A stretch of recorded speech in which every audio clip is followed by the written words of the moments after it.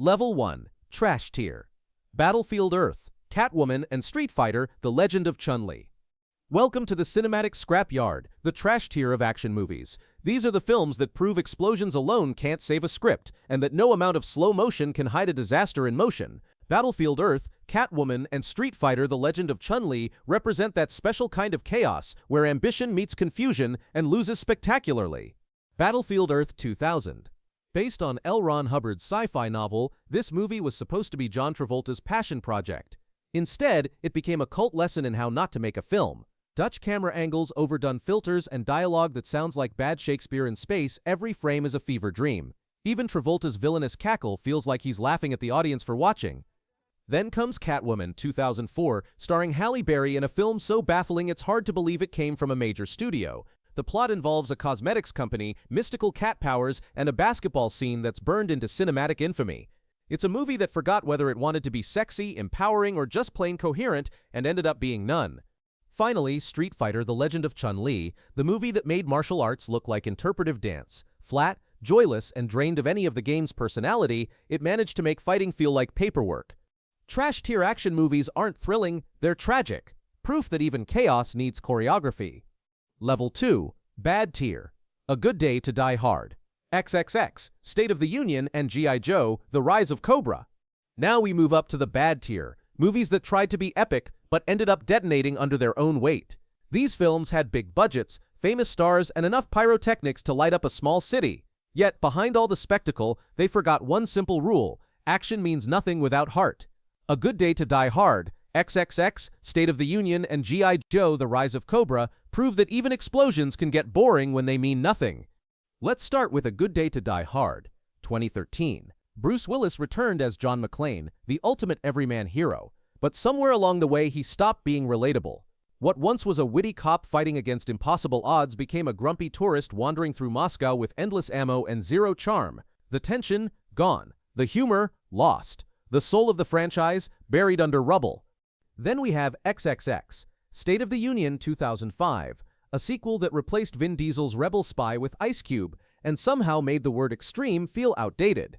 Tanks in the streets, secret bunkers under Washington, D.C., and dialogue that sounds like rejected comic book slogans. It's pure noise without rhythm. Finally, G.I. Joe: The Rise of Cobra 2009, a toy commercial disguised as a film, plastic suits, CGI chaos, and zero chemistry. Bad tier action films are like fireworks in daylight, loud, flashy, and completely forgettable. Level 3. Mid-tier. Red Notice, The Expendables, and Fast and Furious 6.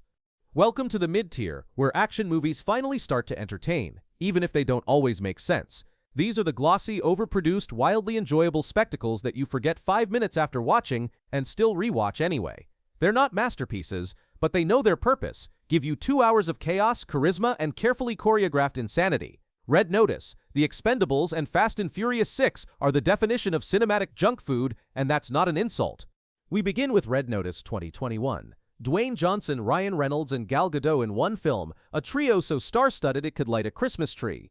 It's global espionage meets museum heist meets who cares about logic. Every twist feels borrowed from a better movie, but the charm and chemistry keep it fun. You're not there for realism, you're there for quips and jet-setting chaos. Then there's The Expendables 2010, Sylvester Stallone's nostalgia grenade for anyone who grew up on 80s testosterone. It's every action legend in one over-the-top bloodbath. The story? Barely there. The dialogue? Hilariously macho. But seeing Stallone, Statham, and Schwarzenegger share the screen is pure adrenaline wish fulfillment. And closing with the Fast and Furious 6 2013, the moment the franchise fully abandoned physics. Cars fly, tanks race highways, and family becomes religion. It's dumb, glorious, and unforgettable in the best way. Mid-tier action movies don't aim for Oscars, they aim for dopamine, and they deliver one explosion at a time. Level 4. OK tier. John Wick, Mission Impossible: Ghost Protocol, and Edge of Tomorrow. Now we're entering the OK tier, where craft meets confidence. These are the movies that took familiar formulas and polished them until they gleamed. The stories might not be deep, but the execution, flawless. John Wick, Mission Impossible: Ghost Protocol, and Edge of Tomorrow represent the turning point where modern action stopped being loud nonsense and started being art in motion. First up is John Wick, 2014. What began as a revenge flick about a man avenging his dog turned into a cultural reset. Keanu Reeves transformed gunfights into ballet, creating the now iconic gun fu style that redefined choreography. Every scene feels precision-engineered, clean, fluid, brutal. It wasn't about explosions, it was about rhythm, control, and myth. Wick became a legend because the film treated violence like performance. Then comes Mission Impossible: Ghost Protocol, 2011. Tom Cruise literally climbed the tallest building in the world. No green screen, no stunt double. That Burj Khalifa scene alone earned it a permanent spot in action movie history. What makes Ghost Protocol special isn't just spectacle, it's how it restored fun and danger to a franchise that had lost its pulse. We close this tier out with Edge of Tomorrow 2014, a sci-fi Groundhog Day powered by Tom Cruise and Emily Blunt, blending humor, chaos, and repetition into something surprisingly fresh. It's clever without being smug, thrilling without being empty. These OK-tier films aren't just competent, they're controlled chaos, engineered entertainment that respects your attention span while melting your face off. Level 5, Good Tier. Skyfall, Mad Max, Fury Road, and The Dark Knight. Now we're stepping into the good tier, the rare zone where blockbuster filmmaking meets real artistry. These aren't just action movies, they're cinematic experiences with pulse, purpose, and poetry in motion. Skyfall, Mad Max, Fury Road, and The Dark Knight don't just entertain, they elevate the genre itself, turning car chases, explosions, and brawls into pure visual storytelling. We start the ball rolling with Skyfall 2012. James Bond finally got a soul. Sam Mendes stripped away the gadgets and one-liners, giving us a 007 movie about mortality and legacy. Roger Deakins' cinematography made every frame a painting, from the neon duel in Shanghai to the inferno-lit finale in Scotland. It wasn't just spy action, it was a meditation on what it means to outlive your purpose. Bond became human again. Then there's Mad Max: Fury Road 2015, a 2-hour chase scene that somehow became one of the most critically acclaimed films of the decade. George Miller took chaos and turned it into choreography. Every explosion, every dust storm, every drumbeat is perfectly timed. And at its center, Furiosa, one of the most iconic action heroes of the 21st century. The film barely stops to breathe, yet it feels like watching a living, breathing myth. And finally, The Dark Knight 2008. Christopher Nolan took the comic book genre and forced it to grow up. With Heath Ledger's Joker redefining villainy, it became a moral war disguised as an action movie.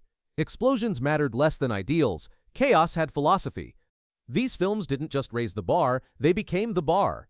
Level 6, Great Tier. Inception, Terminator 2, Judgment Day, and Die Hard. Welcome to the Great Tier, where every frame, every explosion, and every heartbeat is part of cinematic history. These movies didn't just master the art of action, they redefined it. Inception, Terminator 2, Judgment Day, and Die Hard aren't just fan favorites, they're the blueprint for how modern action movies are made, studied, and remembered. Our first candidate is Inception, 2010. Christopher Nolan took what should have been a confusing mess, dreams inside dreams, and turned it into a global obsession. Every set piece, from the rotating hallway fight to the zero-gravity hotel, feels impossible yet real. Practical effects replaced CGI whenever possible, grounding fantasy in physics. But beneath the spectacle lies emotion. Cobb's guilt, loss, and desperate hope. Inception proved action could be deeply personal. Then there's Terminator 2, Judgment Day 1991.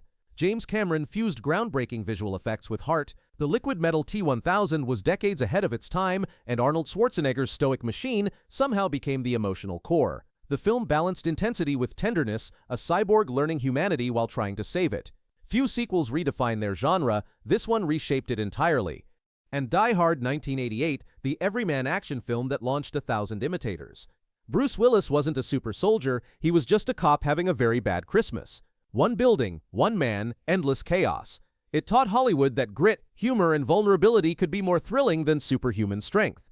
These are the films that didn't just thrill audiences, they trained a generation of filmmakers.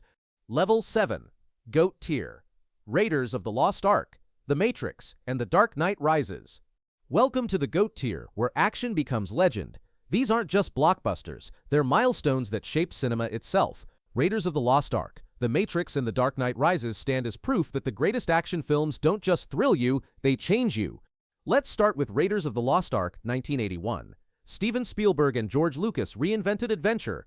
Indiana Jones wasn't a superhero. He was vulnerable, witty, flawed, and real. Every scene is iconic, the boulder chase, the snake pit, the whip crack echoing through film history. Spielberg didn't rely on CGI, he relied on movement, rhythm, and physical storytelling. He turned archaeology into adrenaline and created one of cinema's most enduring heroes.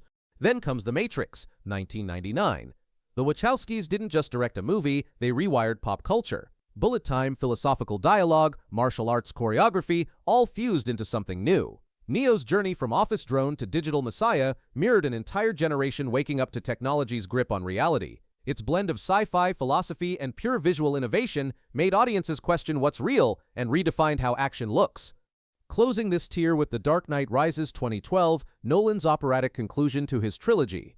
More myth than movie, it balanced despair and hope on a cinematic scale rarely attempted. From Bane's stadium speech to Batman's final flight, it was closure done with thunder and heart. These aren't just great action films, they're cinematic scripture. They don't follow trends, they create them. The explosions fade, the legends don't. From Die Hard to The Matrix, the greatest action movies don't just entertain, they ignite. They remind us why we watch, to feel alive even for 2 hours. It's chaos, wonder, and imagination, turned all the way up.